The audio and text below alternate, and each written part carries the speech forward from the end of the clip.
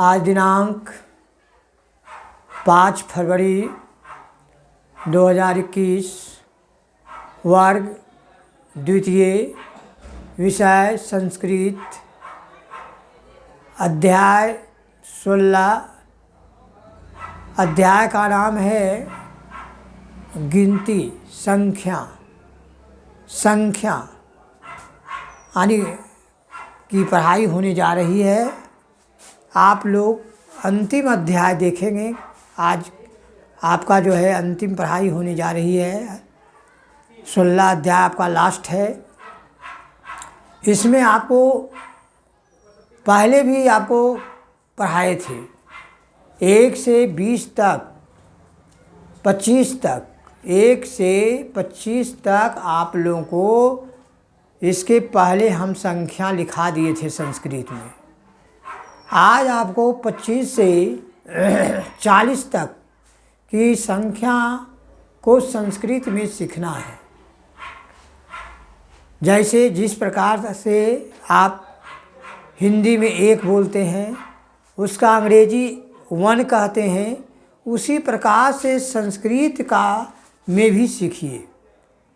और संस्कृत में जैसे 1 हुआ तो 1, 2 हुआ तो 2, 3 हुआ तो 3, 4 हुआ 4, 5 हुआ तो 5। इस प्रकार से आप लोग को लिखाया गया है। अब देखिए 25 से लेकर 40 तक की संख्या को आपको गणना करना है। उसका संस्कृत में आपको बोलने के लिए सिखा रहे हैं। इस शब्दार्थ एक प्रकार का, यह समझिए आपको शब्दार्थ मिला है, और आप शब्दार्थ को जब इसको याद कर लीजिएगा तो आपको संस्कृत में संख्या को आप लिख सकते हैं। आप बच्चे हैं इसलिए थोड़ा अधिक मेहनत करना पड़ेगा। संस्कृत को बोलने के लिए सीखिए, प्रतिदिन रीडिंग दीजिए, अपने आप संस्कृत पर नहीं आएगा। अब देखिए 25 का लिखा हुआ है पंचविंशति। 25 का पंचविंशति। आपको संख्या की परिभाषा भी लिख दिए हैं कि संख्या किसे कहते हैं। गिनती या गणना करना ही संख्या कहलाता है। हम यदि गिनती करते हैं 1 2 3 4 5 6, तो वह ही संख्या कहलाएगा। अब देखिए 25 का पंचविंशति, 26 का षड्विंशति, 27 का सप्तविंशति, 28 का अष्टाविंशति, 29 का नवविंशति, 30 का त्रिशत, 31 का एकत्रिशत, 32 का हो गया द्वात्रिशत, 33 का हुआ त्रैत्रिशत, 34 का हो जाएगा चतुर्शितत, 25 का हो जाएगा पंचत्रिशत, 34 का होगा चतुर्त्रिशत, 35 का होगा पंचत्रिशत, 36 का होगा षड्त्रिशत, 37 का होगा सप्तत्रिशत, 38 का क्या होगा अष्टात्रिशत, 39 का हो जाएगा नवत्रिशत, और 40 का होगा चतवारिशत। इस प्रकार से आपको संस्कृत में हम लिखा दिए हैं। आपका काम है इस शब्दार्थ को याद कर लेना है, मेहनत करके पढ़ना है। आपको बच्चे हैं और खूब मन लगा के पढ़िए, इसको याद कीजिए शब्दार्थ। गीता पाठ भी आप लोगों को पढ़ाया जा रहा है। आप लोग गीता पाठ को भी पढ़िए और याद कीजिए, भगवान पर श्रद्धा रखिए, और घर पर आप लोग माता पिता का कहना मानिए। उनके माता पिता को प्रतिदिन प्रणाम करने सीखिए।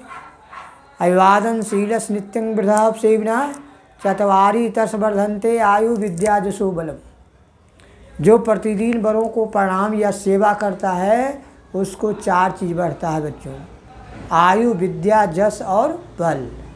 इसलिए माता पिता, गुरु, जो भी बड़े लोग हैं उनको प्रणाम करना सबसे पहला काम आप लोगों का है।